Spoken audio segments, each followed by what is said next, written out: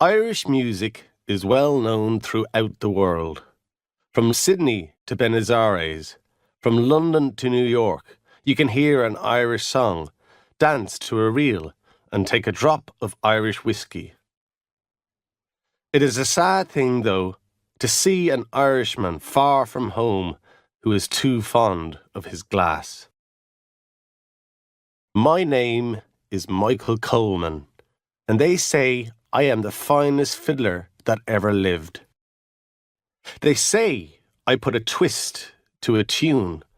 I add something to it that no one else can. I have never been sure of where the twist comes from. I play that way because it is the only way I know. I play because I have to.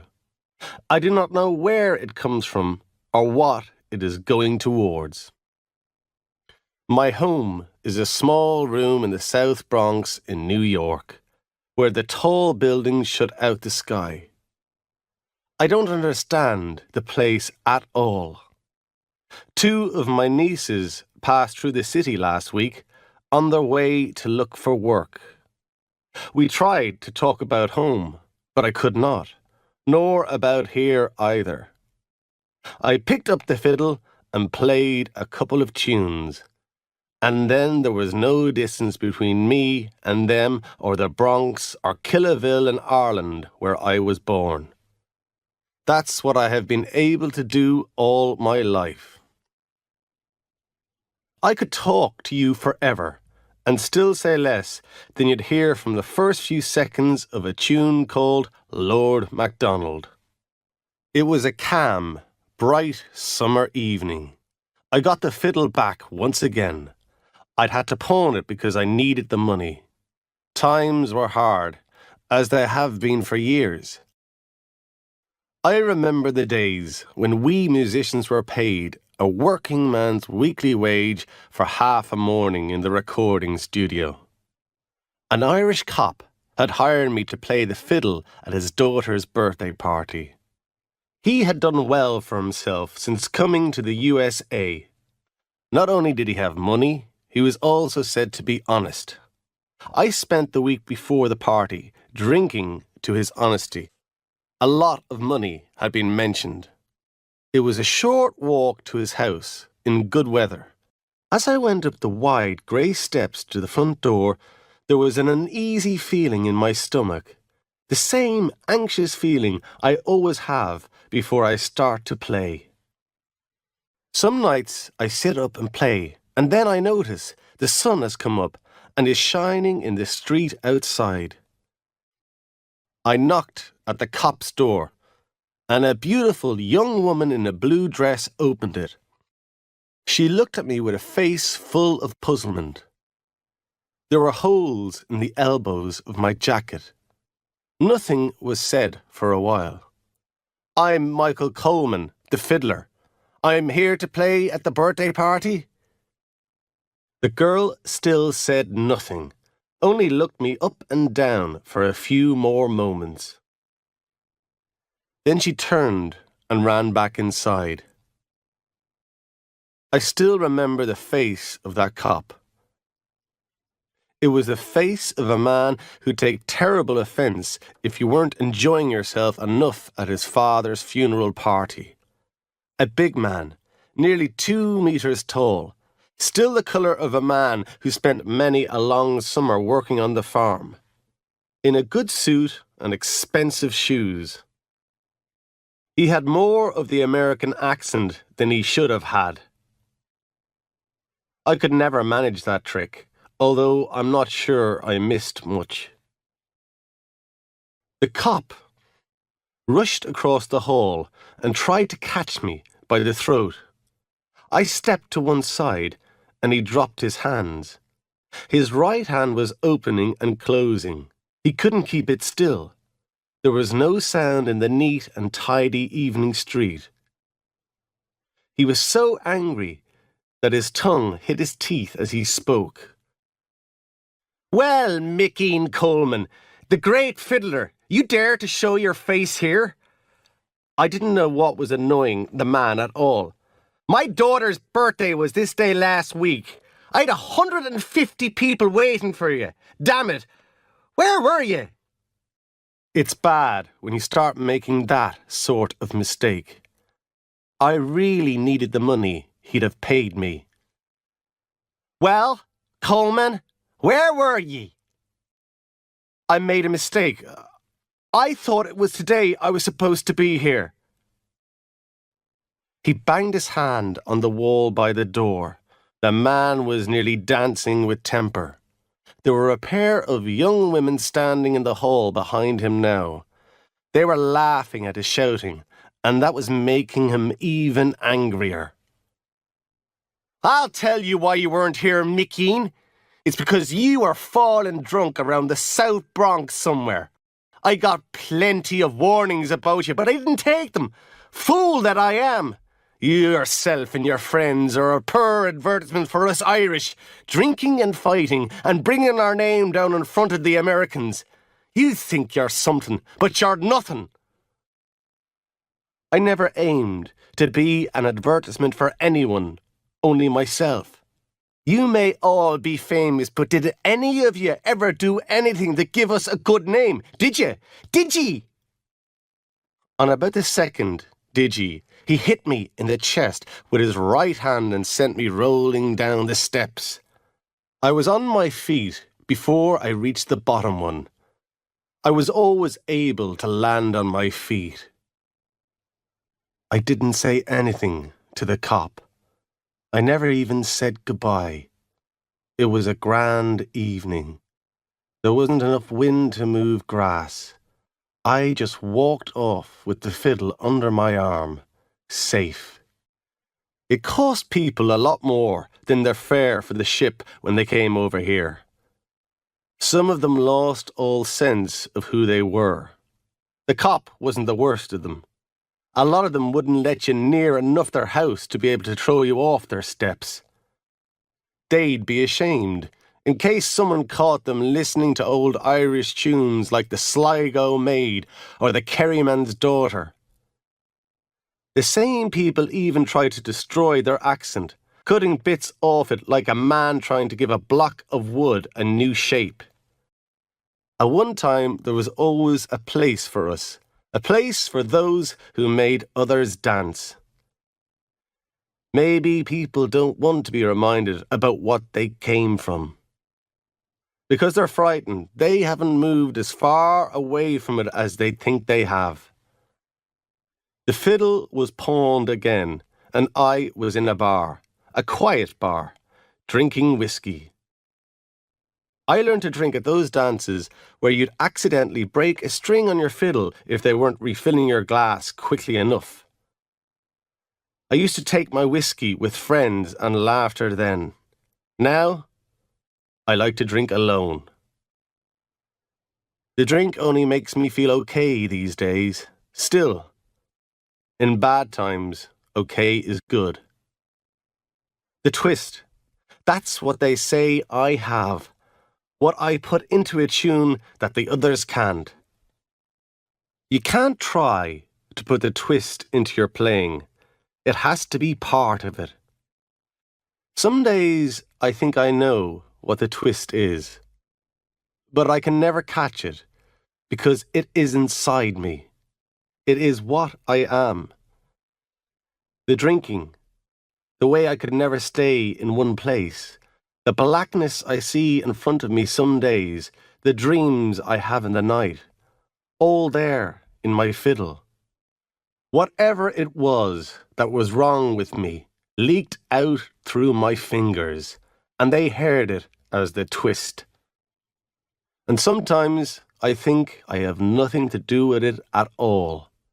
When the first records were sold, 78s they were called, I saw men and women dancing and laughing and crying at the same time, at my playing. I'm a farmer's son from Killaville. How could it be me that did that? Maybe the fiddle wasn't the instrument at all. I heard there were men at home who wouldn't eat for a couple of days so they could buy those records. Men who knew me did that. We had come to America to record this Irish music to be sent back to Ireland for people there to buy, and yet we'll never see Ireland again. Things are wrong in this world, so they are. I was never too eager for work. That was well known around the place at home. All I wanted to do was walk the countryside and play music. Some men will kill for land, others will die for a woman. I lived for the music of the dance, fast and slow, sad and sweet. Everything else on the face of this earth was forgotten when I picked up a fiddle. The coldness of the city meant nothing to me when I was playing well. If I could hear the twist, it meant the life I was living was all right for me. I'd only just got back to Killaville from London when I came to the USA. Big cars and bright lights, a law against drinking, theatres full of girls singing and dancing, and dollars. You couldn't feel right in it unless you were born in it, and even then you might not. You'll always look back at the place you came from and think it was better. At home, we started with an innocent life, walking home from village dances across pale, wet fields, looking at birds on the moonlit lake, playing a tune across the water in the early morning with no other sound in the clear, cold air. But it was a false life. False because it wasn't right to let people live a life like that if they weren't going to be allowed to stay in it, if they were already marked to go someplace else. They didn't prepare us for New York or London, Boston or Manchester. There was bitterness and jealousy and hunger at home. That's true. I can't say it isn't. But is it fair to be punished with a slow death from a bleeding wound? I look at people's faces when they hear the names of tunes from home. The boys of Ballisadaire and the plains of Boyle, and I know they are dying inside. The night the cop threw me down the steps, I called at Seamus Anderson's house. I was full of whiskey, but I knew he had a fiddle in the house. I wanted to sit up and play music all night. I needed to feel that moment in the back of my head when I would know I'd got there. And then it would disappear before I could catch it, and I would have to try and create it again.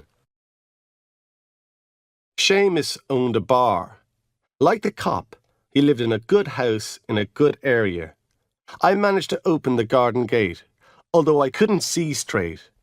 But I could hear a tune in my head that would cure me if I was only allowed to play it. I never played a tune badly in my life. The drink would change everything around in my head, but I would still play the same as ever. The twist would always be there. I knocked on Seamus Anderson's door. There was light inside, but there was no answer. There were plenty of voices. A light came on in the hall, so I tried to concentrate and look sober. Seamus was a church-going man who was strongly opposed to drink, although that didn't stop him selling it. I held my breath and tried to force my eyes to look in the one place at the one time. All it did was make my head go round. I fell against the door. A woman's voice shouted, "Who's that at this hour of the night?" "Michael Coleman. Tell Seamus Michael Coleman is here to play a tune. To play Lord MacDonald. Michael Coleman has landed from Killaville." "Wait there," she said, and walked away, back into the house. I knew that if I didn't get into the light, something awful was going to happen.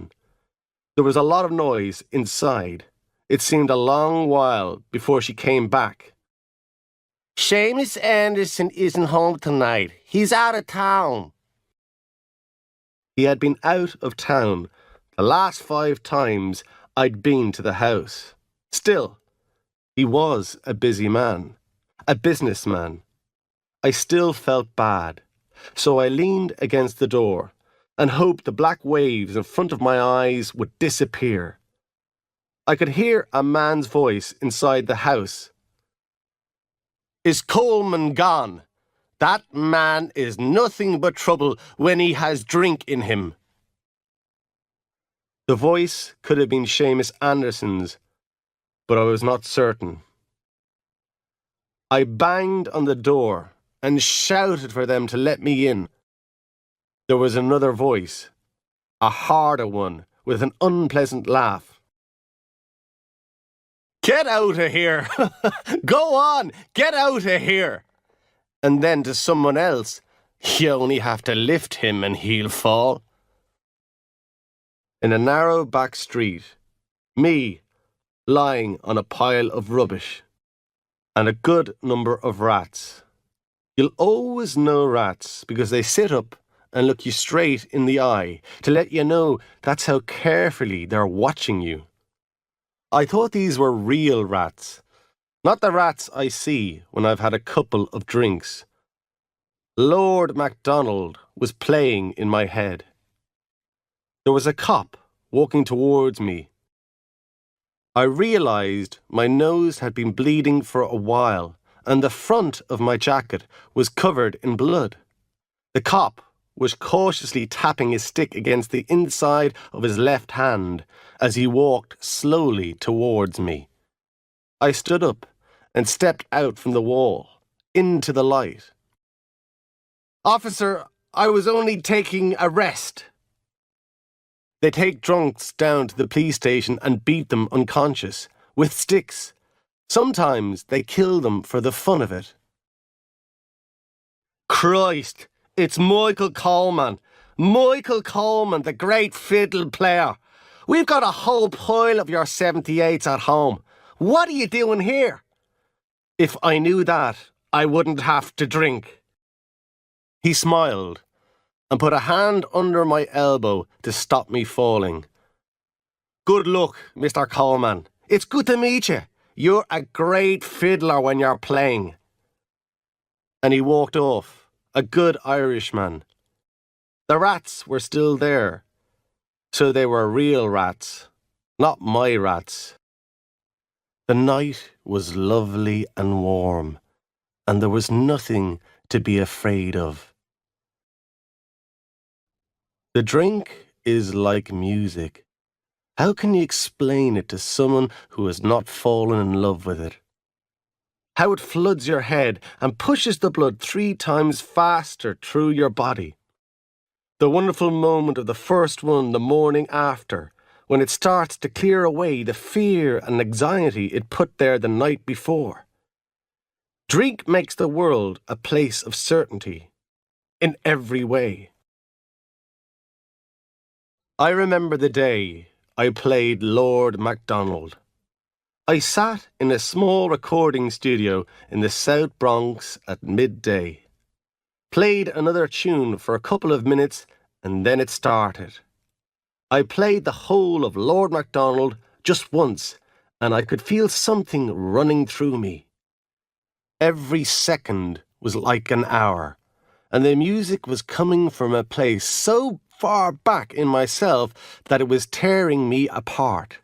I followed the music, chased the music, with colours going through my mind, and Killaville and my dead brother, and the man who taught me to play, and the end of all this, and the twist in myself, and green and brown.